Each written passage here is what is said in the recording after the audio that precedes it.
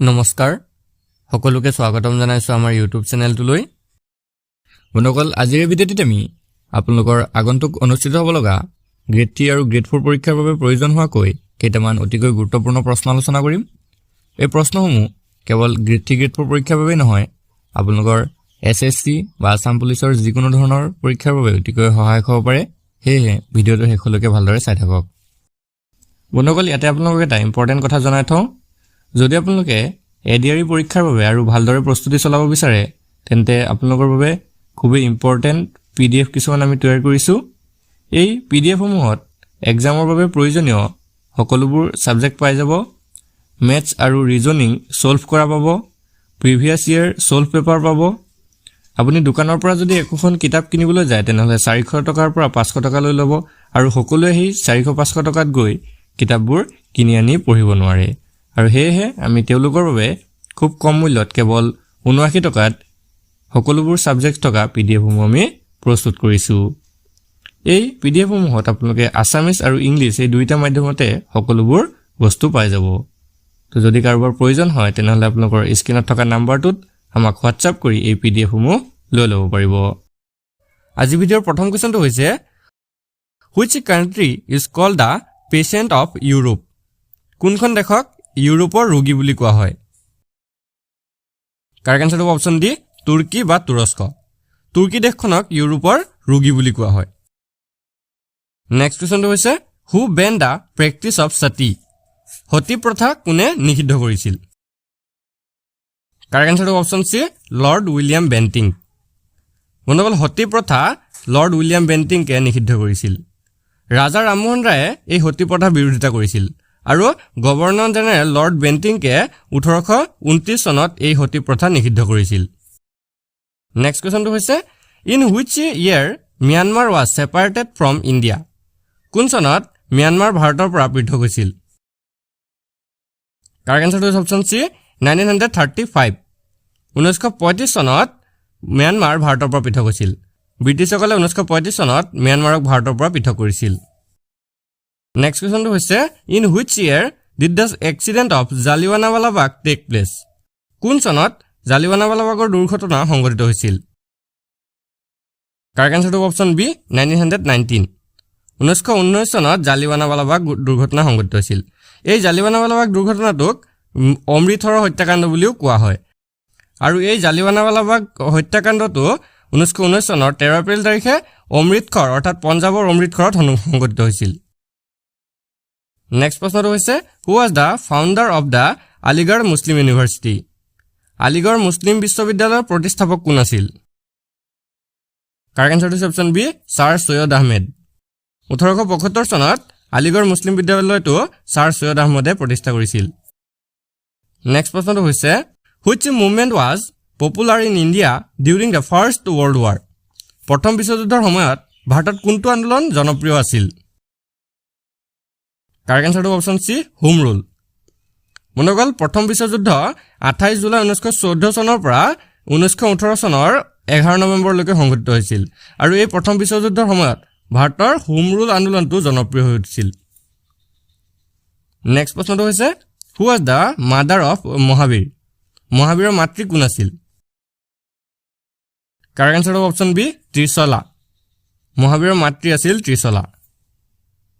Next কুৱেশ্যনটো হৈছে, who was the founder of Lodi dynasty? Lodi বংশৰ প্ৰতিষ্ঠাপক কোন আছিল? বন্ধুসকল, কাৰেক্ট আনসাৰটো অপশ্যন এ, বাহলুল লোডি। লোডি বংশৰ প্ৰতিষ্ঠাপক আছিল বাহলুল লোডি। নেক্সট প্ৰশ্নটো হৈছে, which a person is called a second Ashoka? কোনজন ব্যক্তিক দ্বিতীয় অশোক বুলি কোৱা হয়? কাৰেক্ট আনসাৰটো option D, none of this. এই অপশ্যন কেইটাৰ ভিতৰত কাকো দ্বিতীয় অশোক বুলি কোৱা নহয়। বন্ধুসকল, দ্বিতীয় অশোক বুলি কনিষ্কক কোৱা হয়। নেক্সট প্ৰশ্নটো হৈছে, which was the most famous centre of education during the Maurya period? Maurya যুগত শিক্ষাৰ আটাইতকৈ বিখ্যাত কেন্দ্ৰ কোনটো আছিল? কাৰেক্ট আনসাৰটো অপশ্যন বি, টেক্সিলা। মৌৰ্য যুগত শিক্ষাৰ আটাইতকৈ বিখ্যাত কেন্দ্ৰটো আছিল তক্ষশিলা। নেক্সট প্ৰশ্নটো হৈছে, which of the following is the largest lake in the world? তলৰ কোনটোৰ হ্ৰদ পৃথিৱীৰ আটাইতকৈ ডাঙৰ হ্ৰদ? কাৰেক্ট আনসাৰটো option B, Caspian Sea. Caspian Sea বা কেস্পিয়ান সাগৰটো হৈছে পৃথিৱীৰ আটাইতকৈ ডাঙৰ হ্ৰদ। নেক্সট প্ৰশ্নটো হৈছে when was the Suez Canal completed? Suez খালটো কেতিয়া সম্পূৰ্ণ হৈছিল? কাৰেক্ট আনসাৰটো অপচন সি 1869 1869 খ্ৰীষ্টাব্দত সুয়েজ খালটো সম্পূৰ্ণ হৈছিল। বন্ধুসকল এই সুয়েজ খালটো ইজিপ্তত অৱস্থিত, আপোনালোকে মনত ৰাখি থব। নেক্সট প্ৰশ্নটো হৈছে the Salal project is on the river. Salal প্ৰকল্প কোন নদীৰ ওপৰত, অৰ্থাৎ সালাল প্ৰকল্পটো কোনখন নদীৰ ওপৰত নিৰ্মাণ কৰা হৈছে? কাৰেক্ট আনসাৰটো অপচন এ চেনাব। বন্ধুসকল সালাল প্ৰকল্পটো ৰাঁচী জিলাত চেনাব নদীৰ ওপৰত নিৰ্মাণ কৰা হৈছে। নেক্সট প্ৰশ্নটো হৈছে which one of the following is the most ancient musical instrument? তলৰ কোনটো বাদ্যযন্ত্ৰ আটাইতকৈ প্ৰাচীন বাদ্যযন্ত্ৰ? কাৰেক্ট আনসাৰটো অপচন এ বীণা। আটাইতকৈ প্ৰাচীন বাদ্যযন্ত্ৰটো হৈছে বীণা। নেক্সট কোৱেশ্চনটো হৈছে what is the capital of Switzerland? ছুইজাৰলেণ্ডৰ ৰাজধানী কি? কাৰেক্ট আনসাৰটো হৈছে অপচন এ বাৰ্ন। বন্ধুসকল ছুইজাৰলেণ্ডৰ ৰাজধানী হৈছে বাৰ্ন। নেক্সট কোৱেশ্চনটো হৈছে who was the first editor of Assamese language magazine জোনাকী? অসমীয়া ভাষাৰ আলোচনী জোনাকীৰ প্ৰথম সম্পাদক কোন আছিল? কাৰেক্ট আনসাৰটো অপচন এ চন্দ্ৰকুমাৰ আগৰৱালা। অসমীয়া ভাষাৰ আলোচনী জোনাকীৰ প্ৰথম সম্পাদক আছিল চন্দ্ৰকুমাৰ আগৰৱালা। নেক্সট কোৱেশ্চনটো হৈছে railway passenger coaches are manufactured at. Railway যাত্ৰীবাহী ডবা ক'ত নিৰ্মাণ কৰা হয়? কাৰেক্ট আনসাৰটো অপচন সি পেৰাম্বুৰ। বন্ধুসকল তামিলনাডুৰ চেন্নাইৰ পেৰাম্বুৰত ৰেলৱে যাত্ৰীবাহী ডবা নিৰ্মাণ কৰা হয়। বন্ধুসকল পেৰাম্বুৰত অৱস্থিত ৰেলৱে যাত্ৰীবাহী ডবা নিৰ্মাণ কৰা কাৰখানাটো 1955 চনত স্থাপন কৰা হৈছিল, আপোনালোকে মনত ৰাখি থব। নেক্সট কোৱেশ্চনটো হৈছে who among the following wrote Sanskrit grammar. তলৰ কোনে সংস্কৃত ব্যাকৰণ ৰচনা কৰিছিল? কাৰেক্ট আনসাৰটো অপচন সি পানিনি। পানিনিয়ে সংস্কৃত ব্যাকৰণ ৰচনা কৰিছিল। নেক্সট প্ৰশ্নটো হৈছে which is the largest island group in the world? পৃথিৱীৰ আটাইতকৈ ডাঙৰ দ্বীপৰ গোটটো কোনটো? কাৰেক্ট আনসাৰটো অপচন সি ইণ্ডোনেছিয়া। পৃথিৱীৰ আটাইতকৈ ডাঙৰ দ্বীপৰ সমূহটো হৈছে ইণ্ডোনেছিয়া। নেক্সট প্ৰশ্নটো হৈছে হু ৰট দ্য ৰামচৰিত মানস।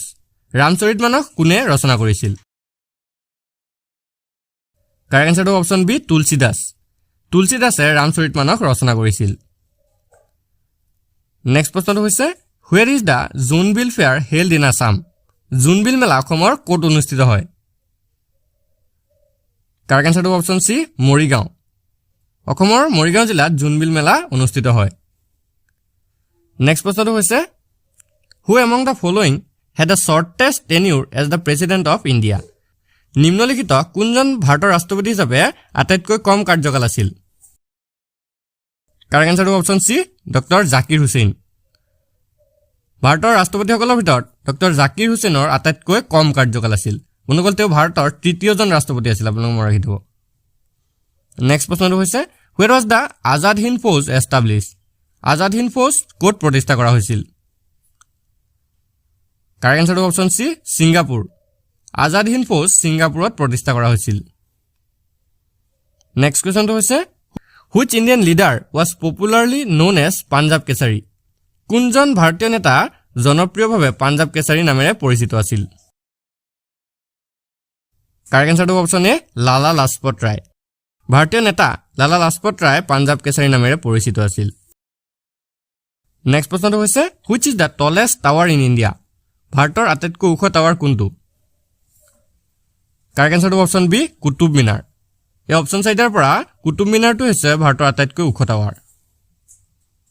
নেক্সট প্ৰশ্নটো হৈছে who is the author of Arthashastra? অৰ্থশাস্ত্ৰৰ লেখক কোন? কাৰেক্ট আনসাৰটো অপচন বি চাণক্য। বন্ধুসকল চাণক্য বা কৌটিল্য হৈছে অৰ্থশাস্ত্ৰৰ লেখক। নেক্সট কুৱেশ্যনটো হৈছে where is the headquarter of UNICEF located? ইউনিচেফৰ মুখ্য কাৰ্যালয় ক'ত অৱস্থিত? কাৰেক্ট আনসাৰটো অপচন বি নিউয়ৰ্ক। নিউয়ৰ্কত ইউনিচেফৰ মুখ্য কাৰ্যালয় অৱস্থিত। নেক্সট কুৱেশ্যনটো হৈছে by whom are the members of the finance commission appointed in India? ভাৰতত বিত্ত আয়োগৰ সদস্য কাৰ দ্বাৰা নিযুক্তি দিয়া হয়? কাৰেক্ট আনসাৰটো অপচন বি প্ৰেচিডেণ্ট বা ৰাষ্ট্ৰপতি। ভাৰতত বিত্ত আয়োগৰ সদস্যসকলক ৰাষ্ট্ৰপতিৰ দ্বাৰা নিযুক্তি দিয়া হয়। নেক্সট কুৱেশ্যনটো হৈছে in which schedule of the constitution 22 regional languages have been included সংবিধানৰ কোনখন সূচীত 22টা আঞ্চলিক ভাষা অন্তৰ্ভুক্ত কৰা হৈছে কাৰেক্ট আনসাৰটো অপচন চি 8 সংবিধানৰ 8 নম্বৰ সূচীটোত 22টা আঞ্চলিক ভাষা অন্তৰ্ভুক্ত কৰা হৈছে বন্ধুসকল আজিৰ ভিডিঅ'ৰ শেষৰ কোৱেশ্চনটো হৈছে whose name is associated with the slogan Garibi Hatao Garibi Hatao শ্লোগানৰ লগত কাৰ নাম জড়িত কাৰেক্ট আনসাৰটো অপচন ডি ইন্দিৰা গান্ধী বন্ধুসকল ভাৰতৰ প্ৰাক্তন প্ৰধানমন্ত্ৰী ইন্দিৰা গান্ধীৰ সৈতে গৰিবী হটাও শ্লোগানটো জড়িত আজি ভিডিঅ'টো আপোনালোকৰ বাবে ইনফৰমেটিভ হলে ভিডিঅ'টো এটা লাইক কৰি দিব আৰু এনে ধৰণৰ আগন্তুক আৰু ভিডিঅ'ৰ বাবে আমাৰ চেনেলটো সাবস্ক্ৰাইব কৰি কাষত থকা বেল আইকনটো দবাই দিব ধন্যবাদ